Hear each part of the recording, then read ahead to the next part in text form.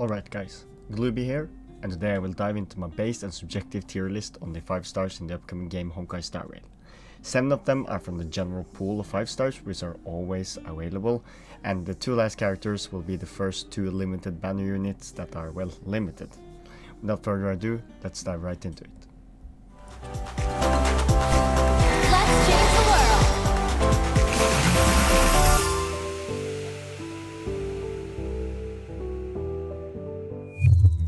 I will be using the website prydwen.gg and the calculations and the simulations that Grimro Gacha did. His channel will be in the description, and I just gotta say he's amazing at explaining things, and you should definitely check him out for yourself. I personally played during the closed beta test 2, and I followed up closed beta test 3 very closely to soak up as much information as I could about the metagame and the skills/units. I will in this video talk a little about my own tier list and my own opinions on the different units, and I will mainly base this tier list of no eidolons. The eidolons are duplicates that unlocks upgraded skills/completely new passives. It's like constellations in Genshin, if you ever played that. Alright, so I will kind of explain the tiers, which I will place the units in. I will probably not even use the C or D tier here, because I honestly don't think any of the characters are that bad, kinda. The S tier will be the units that are outstanding in one of the main areas of the game. The 3 main areas are single target damage, AoE or area of effect, so multi-target damage, and the third one is supportive capabilities. That will be utility or sustain. So yeah, just supports. There's a lot of different types of supports, but yeah. Meanwhile, the B tier or the C, if I actually end up using it, I'm not actually sure. Yeah, will be for those units that are kind of lacking in the power aspect, or if they just get outshined by free-to-play units. There are some 4-star units that are actually better, or do the 5-star units the job just better, I guess you could kind of say. Some basics about the combat in Star Rail is that a normal basic attack that you perform will give you 1 skill point. Every character has a skill that uses a skill point. So it's kind of optimal to run at least 2 units that won't spend any skill points, so your carries can actually use them. We will start off by ranking the units that usually don't require a lot of skill points, where their power comes from their ultimates or their talents/passives, which mainly are the supports. Let's get started with Bailu, a healer. Bailu is one of the only healers currently in the game as of now, and Bailu is by far the best one. Bailu heals allies based off her own HP and also brings a few buffs to the team. Most of Bailu's heals come from her skill and talents. Bailu is also able to resurrect 1 ally per battle due to her talent, which kinda means that if you have a carry, kinda squishy one that just outright dies, they kinda cheat death and, well, resurrect themselves. Overall, Bailu is probably a must-have, especially because playing in the difficult content in the game, the late game content, can be very hard with just Natasha, which is a 4-star free-to-play healer that you just get for free. Not gonna say anything more than that, but you get a lot of free good characters, yeah, throughout the story. So I'm probably gonna put Bailu here into the S tier. I think she's just good because, well, you need heals in this turn-based strategy game. Genshin Impact doesn't have the same kind of problem because you can kind of just kite around. It's a little bit skill based on how much damage you actually take. That's why no one really likes Chi-Chi. But in a turn-based game where speed kind of makes things difficult for you, when enemies are guaranteed to attack after a set turn amount of time or turn time, you are bound to take damage at some point, and Bailu is definitely a good one. She heals both with her talent, and her buff kinda makes you heal after you take damage. So instead of healing like 3000 when you only have 1000 HP, she heals like 500 after you take damage. So basically, if you have 1000 HP, you go down by 200 HP, then you get 500 back, so you're back at full HP instead of just wasting 2000 HP. That's actually everything she does. Like, she's a healer. What more can I say? Let's move on to the next support, or defensive support, Gepard. Gepard is one of my favorite units due to him being extremely cool. Because he's an ice element character. Yeah, okay, I'll stop. Gepard's biggest plus is that he has an extremely high defensive stat. He also shields allies, generate a threat, which increases the likelihood of him being attacked, which is really great for tanking for carries or supports that aren't that tanky. Gepard's talent also makes him able to tank a KO and revive himself, which is kind of similar to the one Bailu have, but he only resurrects himself, and I don't even think he dies. He just kind of like, he's supposed to die, but he doesn't. He just heals himself instead to 30% or something. It's really great because he can stay on the field to tank more, and if you forget to heal him, he will kind of just get up by himself. His strongest use is therefore to tank and soak up damage. He requires close to no skill points to use, and is able to play with basic attack spamming for your carries, which means that he can be used as one of the two kind of auto-attacking bots that I talked about. I'd put him slightly below Bailu. I put him into the A tier, just due to, I'm not really sure if I want to flood the S tier. I do think the S tier characters are kind of good, and there's a lot of good characters in this game, but for now I think I'll just put Gepard on onto the A tier, because I'm not 100% sure how good he actually is, or if it's just a little bit unnecessary, and I haven't played that much with him, and I still need to do some research. I really hope I pull him when the game releases. Yeah, so that's Gepard. Let's move on to the next one. For next support, I will be talking about Welt, a unit I honestly never liked, and I still don't. His design is kinda cool. He's like the mature guy, but I honestly did not like his kit. I didn't like his playstyle, nothing. He neither deals single target damage nor any AoE, and he doesn't have any damage over time either. You can see in this on this damage graph that to be a 5-star is really kind of mid at best. You can see Sampu, which is an AoE unit, is kind of dealing as much damage as him as on single targets. Like, you can see this, and on AoE on more targets he is even worse. Like, that is pretty bad for a 5-star unit. Of course, his strength lies in his ability to kind of support. He has a slow on his skill, which is actually really good. I think slows are one of the best kind of crowd control effects in the game, due to one turn isn't necessarily your one turn. A turn is kind of based on a speed roulette, and Seele, for an instance, with an insane speed, can attack multiple times in one turn, which makes slows that kind of slow you, let's say 30%, actually makes you able to attack a lot less. So slows are really good, but his slow isn't even that great, and there's other better slow skills in the game, like Yanqing's. And Yanqing is a free-to-play 4-star character, which you get for free at the literal start of the game. But the one thing that Welt has going for him is his ultimate. His ultimate slows and removes the enemy's turns with a debuff Imprison. Imprison is really good, and the good thing about it is that it inflicts a big speed debuff, which takes away about 50% of one turn from the enemy, which is really good. If he gets to use 2 ultimates, he will effectively remove a whole turn from an enemy, which will be really good against slower enemies. Imagine an enemy only get to attack like once every, let's say, 7 times your whole crew gets to attack, right? But Welt gets to use 2 ultimates before that time. Then he will literally just skip out on a turn, and you will get 14 free attacks on him. That's really good.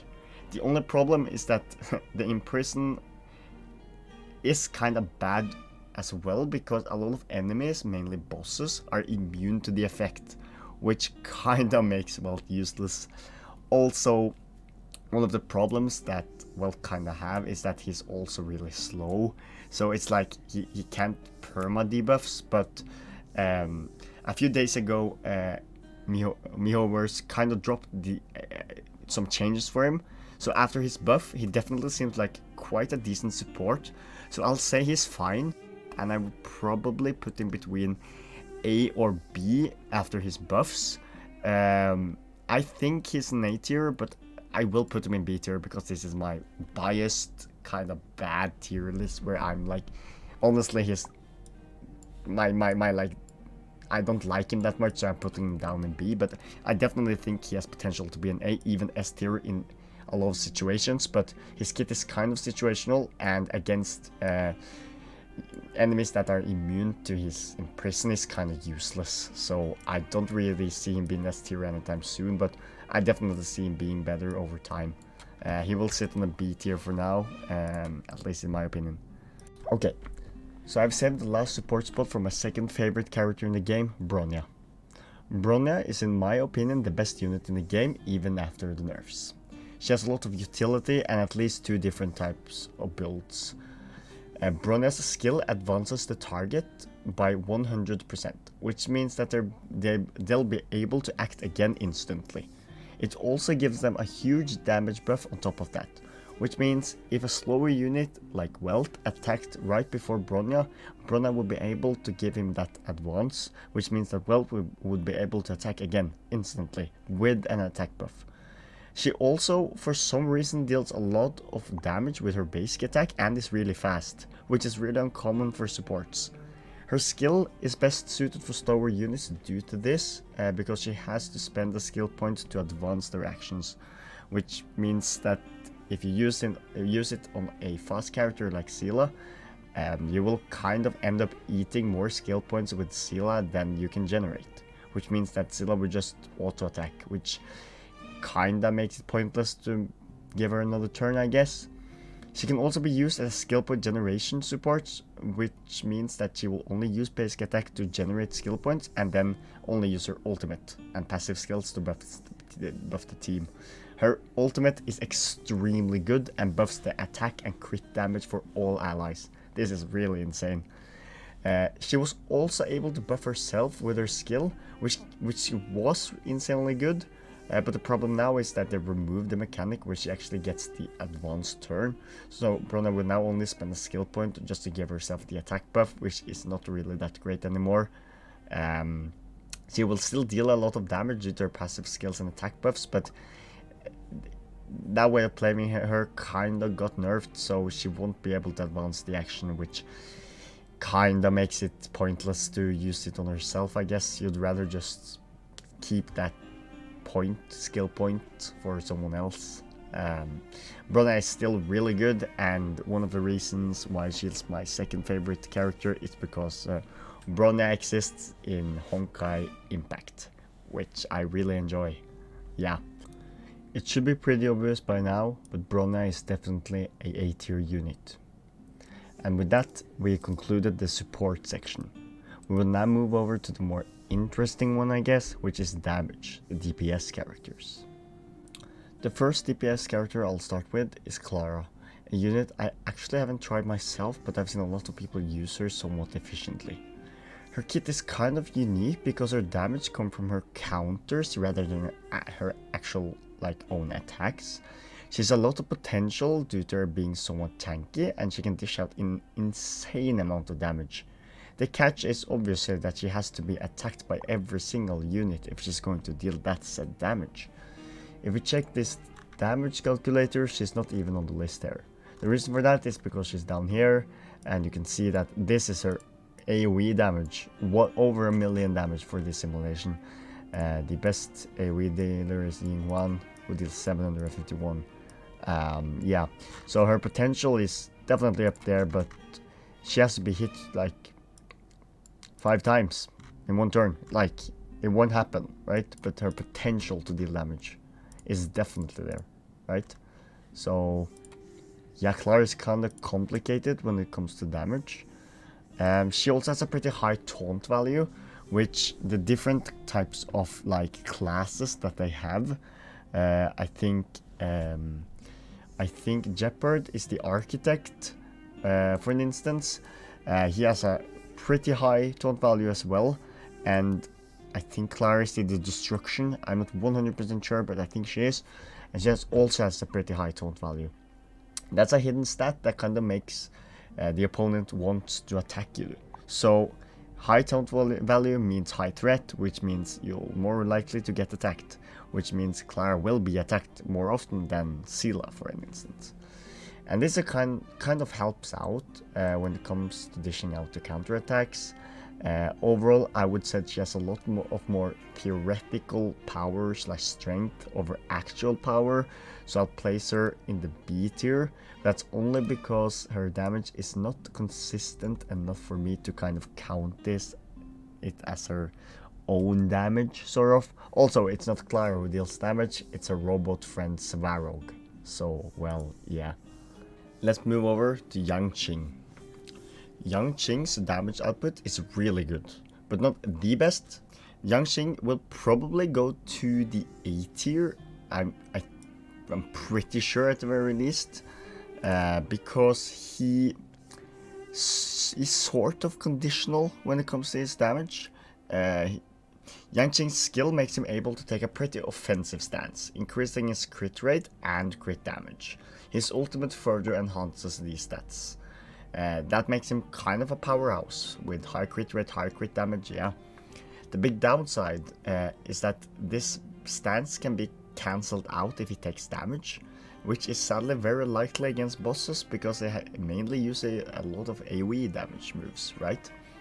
This downside can be sort of dealt with if you run units like March 7th. If Yanqing gets attacked while shielded, it actually doesn't count as an attack. If you don't want to take actual damage but just shield damage, he won't actually get cancelled out from his stance, which is really good. March 7th also have a really high taunt value, which makes enemies want to attack her. That's how it is. Units like Gepard can also peel for him pretty well, and he also have a great amount of threat. I would say Yanqing is a very good early game unit due to all of his free offensive stats. So yeah, also his character trailer and ultimate animation is really cool. So I'll say an A tier here. I won't bump it up to S, but I think it's too good for the B tier. Yeah. Alright, moving on, we have Himeko. Early game, Himeko is kind of good due to all her AoE and super great fire break effect. Fire break effect is probably the best break effect besides physical. She excels in farming due to her very good AoE, also the fire break, and her passive, which is another instance of AoE, but she is sadly outshined by a lot of characters. Serval, which is a 4-star lightning character that we'll get for free, is actually contesting her in the AoE damage area. As you can see here in the AoE part, Serval actually deals more damage than Himeko to multi-targets, which is kinda cringe considering Himeko is a premium 5-star and Serval is actually a free-to-play, right? That's kinda cringe, if you know what I mean. On the single target too, Himeko falls really short, so her damage is like debatable, but I'd still say that she's pretty fine. Asta and Hook, which are free to play 4 stars, or Asta is free to play, Hook is summonable or drawable, which are very easy to obtain, are also very good fire break characters that has the fire break effect. Himeko sadly suffers from low single target DPS. She has good AoE, no supportive capabilities except for her burn effect, which is not really that good, and this makes her slightly worse than an A tier unit in my opinion. So I would put her in B, but the thing here is that she is probably an A tier due to how good fire break is early game. She also scales kinda bad into the late game, but the newest changes to her might have made her better because she no longer needs another fire character to proc her own passive. So I'm a little bit unsure if she's worthy of an A tier or if she should stay in the B. And because I'm kind of unsure. I think I'm gonna let her stay in the B tier because I had Himeko during my CBT2. Actually, I pulled a Eidolon of Himeko as well, and I wasn't that impressed by how good she performed. She did break all the fire breaks early game, which was really good, but other than that, I really didn't kind of use her that much. So, all in all, I'd say she's good, but not that good. I'm still unsure how the changes kinda made her look. So, we'll see when the game releases if she's any better than this. But farming, she's like probably the best one. So, yeah. And now, we're finally gonna hit the heavy hitters. Jing Yuan is a freaking amazing AoE focused unit, which is really, really amazing. Not only is he the best AoE unit in the game, he's also probably the second best, if not third, single target DPS unit. He's a kind of a slow unit, but that's actually a good thing due to the speed buff from the 4-star Jing Yuan or the previous mentioned Bronya's skill, which advances the next turn, right? He has a lot of good scalings, and his base stats are off the charts. It just makes him really good. He's a good unit to put speed buffs on. He's a good unit to put attack buffs on. This is quite obvious by now, but Jing Yuan should definitely sit in the S tier. Like, he's really good. If you look at the damage here, you can see the single target one. He's actually the 4th on the simulations. Yeah, and you can see in the three targets, he's literally completely outshining everyone with 22% of survival here. He's definitely the king of AoE. Yeah, so he's definitely fitting of the S tier here.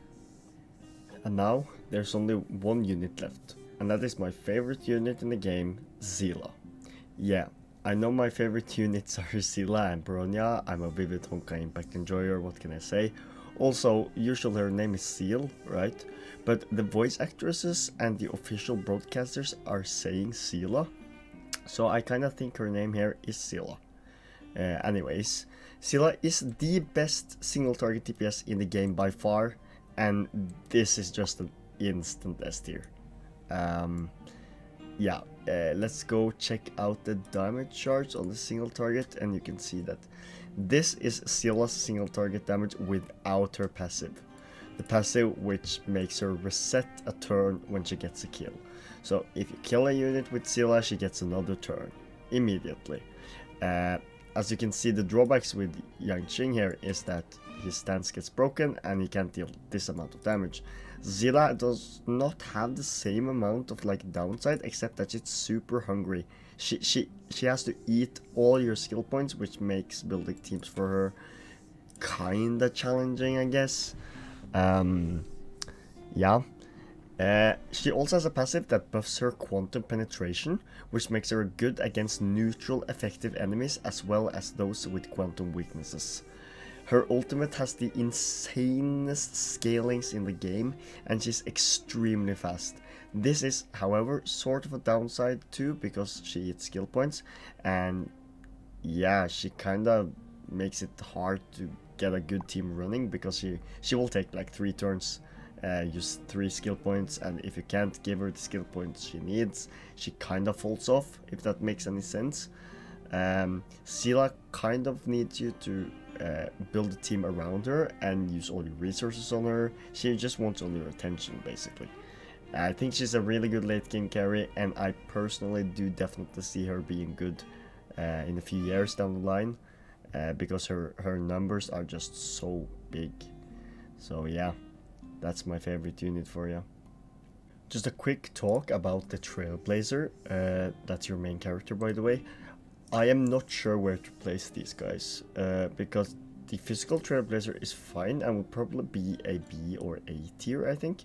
But I definitely think the fire one could potentially be A and even S tier, because the fire main character is actually free to play and a really good tank. You unlock him later in the game. And I'm not really sure where to place them, so I will just let them be here. Just because, yeah. Okay, so this isn't really the best tier list out there, but it's definitely my honest opinions on the units themselves. I will say that this may change the second the game releases due to changes / buffs nerfs, as we saw 3 days ago. Himeko, Welt and Bronya received some changes that definitely affected their gameplay. Bronya got kind of nerfed, but honestly her build was really toxic and overpowered, while Welt and Himeko did receive some, I guess, quality of life changes. Yeah. I will also thank Grimro Gacha because, well, he's just amazing. All these stats, his spreadsheets, the amount of effort he's putting into getting this information.